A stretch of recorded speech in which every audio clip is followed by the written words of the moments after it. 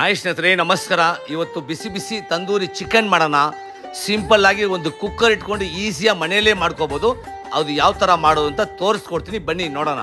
ಒಂದು ಬೌಲಲ್ಲಿ ಸ್ವಲ್ಪ ನೀರು, ಉಪ್ಪು, ನಿಂಬೆಹಣ್ಣು ರಸ. ನಾನು ಬಂದು ಸ್ಕಿನ್ ಔಟ್ ಚಿಕನ್ ಒಂದು ಕೋಳಿ ತೊಗೊಂಡಿದ್ದೀನಿ. ಅದನ್ನು ಒಂದು 10 ನಿಮಿಷ ಸೈಡ್ಗೆ ಇಟ್ಬಿಡಿ.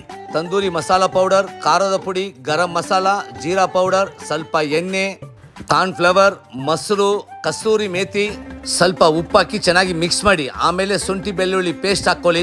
ಚೆನ್ನಾಗಿ ಮಿಕ್ಸ್ ಮಾಡಿ ನಾವು ತಂದುವಲ್ಲ ಕೋಳಿ, ಆ ಕೋಳಿಗೆ ಚೆನ್ನಾಗಿ ಹಚ್ಚಿ body massage, full body massage ಮಾಡಿ ಒಂದು ಕುಕ್ಕರಲ್ಲಿ ಸ್ಟ್ಯಾಂಡ್ ಇಟ್ಟು ಅದ್ರ ಮೇಲೆ ಪ್ಲೇಟ್ ಇಟ್ಟು ಅದ್ರ ಒಳಗೆ ಚಿಕನ್ ಇಡಿ. ಕುಕ್ಕರ್ ಮುಚ್ಚಳ ಅಲ್ಲಿ ಲಬ್ಬರನ್ನು ವಿಸಿಲ್ ತೆಗೆದ್ಬಿಟ್ಟು ಒಂದು 20 ನಿಮಿಷ ಚೆನ್ನಾಗಿ ಬೇಯಿಸಿ. ಸ್ಟವ್ ಮೇಲೆ ಕಂಬಿ ಇಟ್ಟು ಬಿಸಿ ಬಿಸಿಯಾಗಿ ಸುಟ್ಕೊಳ್ಳಿ. ರೆಡಿ ಆಯ್ತು ತಂದೂರಿ ಚಿಕನ್.